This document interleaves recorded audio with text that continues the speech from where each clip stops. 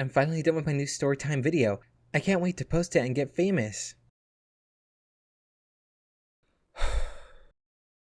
Yeah, Storytime animating sucks. Don't get me wrong, I love consuming Storytime animations, but making them yourself is something else. My first issue is that there's a lot of pressure to have this cartoony, constantly moving animation where everything moves every second and is super stylized.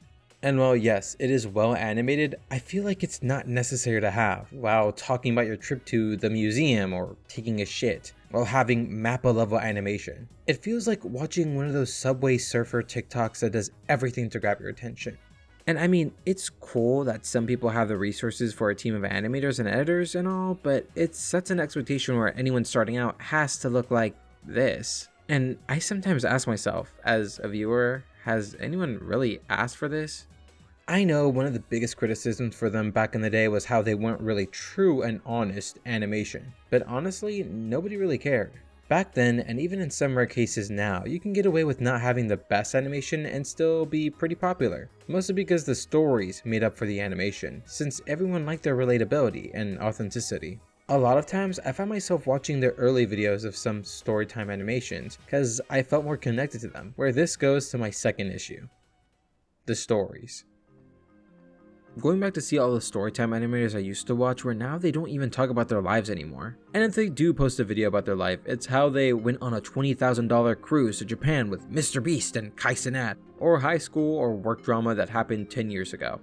And then you start to slowly realize that these people you used to watch aren't the same as what they were years ago. They're no longer people who worked shitty retail jobs or struggling paying groceries or rent. So what I'm trying to say is that none of this is really relatable anymore. This is in part because they aren't in the same position as their audience, and over the span of years you can run out of ideas about what to talk about, oftentimes focusing more on animation or how pretty the backgrounds are, and I feel like this detracts a lot of focus from the story. I don't know, maybe it's just me, but I felt a little bit more connected to know that a person did it themselves. It kind of felt accessible, like anybody could do it, where now that isn't the case anymore. I like to think because of all this, it kind of made a huge void of relatability, so as a result, an influx of new Storytime animators sprang to fill it.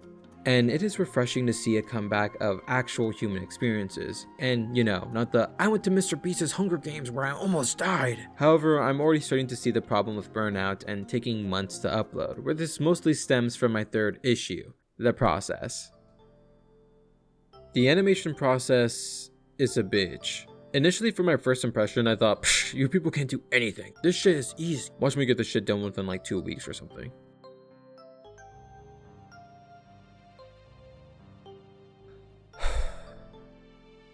And for my prestigious, incredible 3 months of making shitty Storytime animations, where to be honest, calling them animation is a stretch. But I learned a lot about the process that goes behind these videos. To sum it down, drawing is incredibly time consuming. You have to do lip syncing, storyboards, character designs. There's a reason why my character looks like this, and that's because it's easy to draw. I don't have to have a mouth that I must lip sync. And what really single-handedly broke my motivation was backgrounds. Oh my god, it's ridiculous to draw something for countless hours for only to show for like 5 seconds. My first couple of videos were the typical popular topics, like my first job and etc., that really, actually flopped so bad I ended up deleting them out of embarrassment. I just thought that the skill, equipment, and money I needed to succeed was something I just don't have, and thought it was best to spend my energy on something else.